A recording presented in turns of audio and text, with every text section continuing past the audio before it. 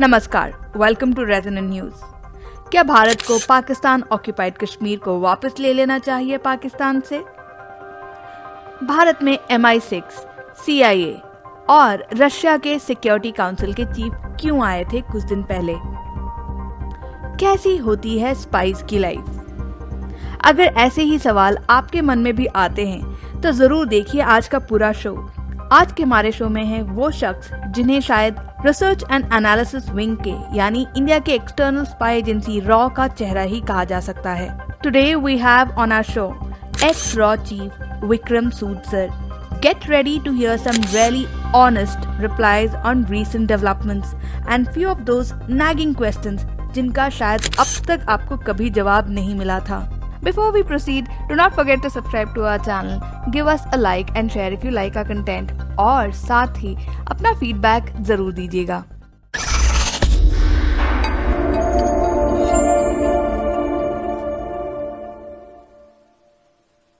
आइए तो हम शुरुआत करते हैं अफगानिस्तान और तालिबान से। 2009 में विक्रम सूद सर ने अपने एक आर्टिकल में जो पिछले महीने 15 अगस्त को अफगानिस्तान में हुआ उसे अपने आर्टिकल में प्रिडिक्ट किया था। उन्होंने कहा था कि अगर अमेरिका कोई भी जल्दबाजी में डिसीजन लेता है तो वो अफगानिस्तान हार जाएगा, और बिल्कुल ऐसा ही हुआ। खबरों के अनुसार अब्दुल गनी बरादर जिसे तालिबान का सेकंड हेड माना जा रहा था, उसे अब हक्कानियों द्वारा हाउस अरेस्ट कर लिया गया है और उसकी बजाय ISI के करीब लोगों को तालिबान की आतंकी गवर्नमेंट में शामिल कर लिया है। हमने सर से जानना चाहा कि ऐसा क्या हुआ कि तालिबान का डिप्यूटी प्राइम मिनिस्टर इतनी जल्दी इतना इनसिग्निफिकेंट हो गया। Brother was a suspect for the ISI शुरू से, तो अरेस्ट भी किया था because he was trying to make his own way, own connection with the Afghan government and the Pakistanis didn't like it, तो उसको पकड़ा दिया, बंद रखा कई साल, और जब जरूरत पड़ी कि अब आप नेगोशिएशंस करेंगे तो वही आदमी पेश करेंगे जो दूसरी साइड को भी एक्सेप्टेबल हो ना, तो बरादर आ गए। अब बरादर का इस्तेमाल हो गया, समझौता हो गया, पर पावर तो हक्कानी ग्रुप में है ना, लीडरान तो वही बनेंगे, सो इसको फिर साइडलाइन कर दिया। He has served his purpose and he's been sidelined. That's how I look at it just now. He moderate गिना जाता है because he wanted to do a negotiation with the moderate and therefore suspect also कि फिर कुछ कर देगा। तो Haqqani group का बोलबाला है, पाकिस्तान के फेवरेट्स हैं, उन्हीं के इर्द गिर्द घूम रही है इनकी नई सरकार काबुल में। इसका मतलब ये हुआ कि पाकिस्तान ने फिर अमेरिका को अमन का झांसा देकर बेवकूफ बनाया। ISI के चीफ हमीद गुल को तालिबान का गॉडफादर कहा जाता है।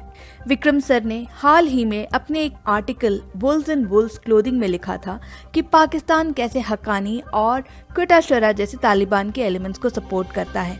इतने सबूतों के बावजूद ऐसा क्यों है कि अमेरिका कभी भी पाकिस्तान के खिलाफ कोई बड़ा कदम नहीं लेता? हमने सर से जानना चाहा। मेरा भी सवाल हमेशा यही रहता है कि भाई USA failed in Afghanistan because of Pakistan. The Taliban succeeded in Afghanistan because of Pakistan. But the US does not, still so far, has never admitted this.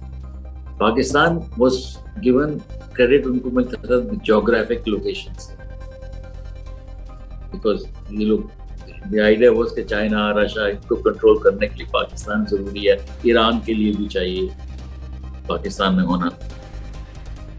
Afghanistan बेचारा was suffering because of its location, क्योंकि वो रास्ते में आता था सबके। Everybody wanted to grab Afghanistan ताकि वहां से हम ईरान निकल जाए या पाकिस्तान अरेबियन सी में निकल जाए या पर्शियन गल्फ में निकल जाए, कहीं निकल जाए वहां से।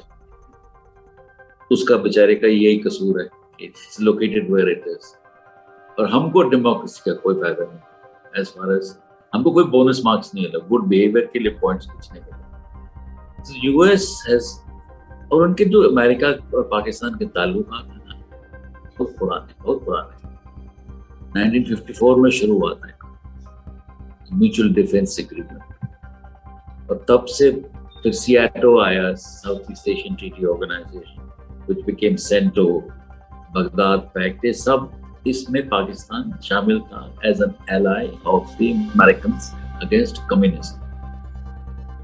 सो इनका जो रिश्ता है वो इंडियन आर्मी और यूएस आर्मी के जैसा नहीं है, much closer, much deeper. ISI और सीआईए का ज्यादा रिश्ता है, तो उससे स्टॉकहोम सिंड्रोम बनता है। ये थिंक ये कुछ गलती नहीं कर रहे हैं तो अच्छा ही हमारे लिए अच्छा है। द आइडिया कि इसको बिलीव ना करो, वो अब आजकल मैं देख रहा हूँ articles are coming out in the American media by thinkers, वो कहते हैं कि हमारा कसूर, हमारा जो लॉस हुआ इनकी वजह से, इन्होंने हमको लेकर। पर मैं ये भी देखता हूँ कि साथ साथ जो अमेरिकन सरकार है वो कई शुरू कर दिया सेक्रेटरी ऑफ स्टेट में कहना है, और ब्रिटिश जनरल ने कहा कि they are only country boys, we should call them enemies. तो वो रहना भी चाहते हैं, रास्ता भी रखना चाहते हैं, क्योंकि उनके अमेरिकन शायद हॉस्टेजेस हैं उनके पास, उनको छुड़वाना है। और आगे का ये भी भय है कि अगर हम चले गए तो चाइनीज आ जाए, चाइनीज ना आएंगे तो पाकिस्तान के जरिए चाइनीज आए। सो डर भी है, जाना भी है, नहीं भी जाना। ये this is the dilemma in Washington. हमारे ऑडियंस में से पॉल इनकरेक्ट ने पूछा था कि पीओके की क्या भूमिका है तालिबान अफगानिस्तान और पाकिस्तान ट्रायोलॉजी में, और साथ ही युगर मुस्लिम्स और ईस्ट तुर्कमेनिस्तान मूवमेंट आगे जाके कैसे उभरेगा। क्या अफगानिस्तान, जैसे माना जा रहा है, चाइना के लिए एक ट्रैप है, और यहाँ बाकी देशों की क्या भूमिकाएं हैं?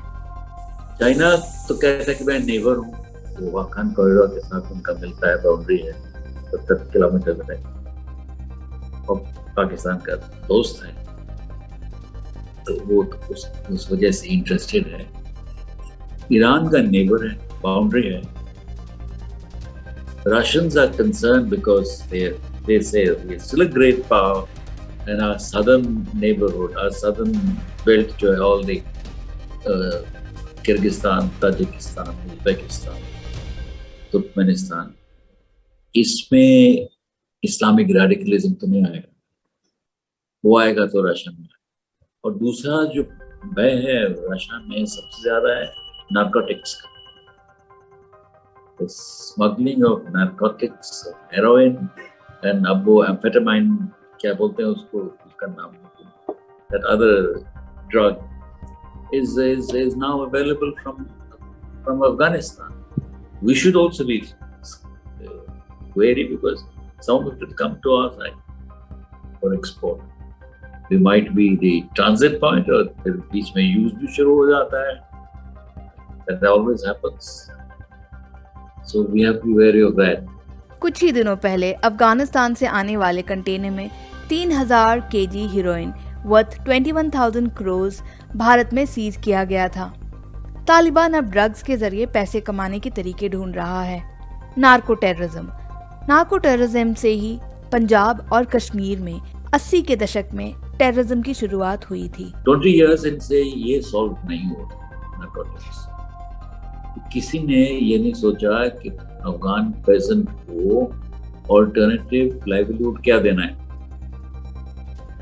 तो उसको ये कैश क्रॉप मिलता था, वो यही उगाता था। वो जो जिसकी फसल उगाता था वो आके ले जाता, तो कुछ नहीं करना था, ना बेचना है, जो हेरोइन बनाएगा वो ले जाता है। तो उसी में लोग, that was there economy in the countryside. So this is each country. This is not like NATO. NATO का एक ही मकसद था कि हम कम्युनिज्म, सोवियत यूनियन के खिलाफ। इन अफगानिस्तान ईच कंट्री, हर एक मुल्क का अपना अपना गोल है। ईरानियन को डर है कि ये सुन्नी प्रेशर आएगा मेरे को, वो हजारा स्टोरी ट्रीट करेंगे, he'll face that. The Central Asian republics feel again the fear of radicalism. Russians have the same fear of radicalism and drugs. The Chinese are only interested so far in the minerals of Afghanistan. Pakistan का interest है कि I want to get even with India, कि ये मेरा territory होगा, I get strategic depth and I will then मैं आप इसके बाद फिर हिंदुस्तान भारत का मुकाबला करूंगा। उसकी पाकिस्तान की अपनी इकोनॉमी तो डूबी हुई है, तो ये बड़े बड़े मुल्क अफगानिस्तान में आके चलेंगे तो ये कैसे संभालेगा? सो अपना तो मुद्दा है कि आप चुपचाप बैठो, कुछ ज्यादा करने हाथ पैर मारने की जरूरत नहीं, बैठो। अभी क्या कहते हैं, खेल बाकी है। तो अफगान में दोस्तों खेल अभी बाकी है। चलिए अब जानते हैं कि भारत कब तक पाकिस्तान ऑक्युपाइड कश्मीर को वापस हासिल करेगा। Mentally, psychologically speaking, maybe it's a benefit. But you're going to be taking over a back of beyond country. You'll have to run that. It'll cost you.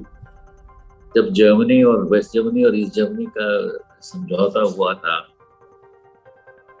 तो वेस्ट जर्मन्स कितना नाराज थे कि इनका खर्चा कौन देगा, इनका पैसा कौन देगा, ये तो they do have no economy, we'll have to take the burden. So are we going to take the economic burden of POK and all that? I get But that. I wouldn't close options. Why should I close? Territorially, judicially speaking, सारा area तो मेरा है, घुसपैठी तो ये हैं, they have occupied it. मेरे पास एक document तो है which says the area belongs to you. The accession agreement.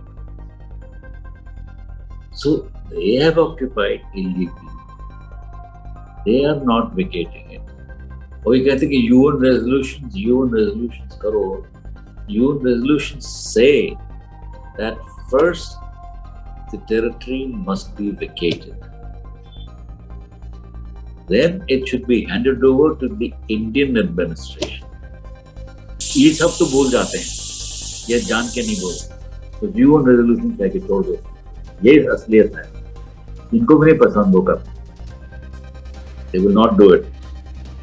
वैसे भी I don't think Pakistan is interested in solving it. जब तक दुश्मन है तब तक पाकिस्तान आर्मी कायम है। Well, it's a good pressure point. Right. हमें छोड़ना नहीं चाहिए।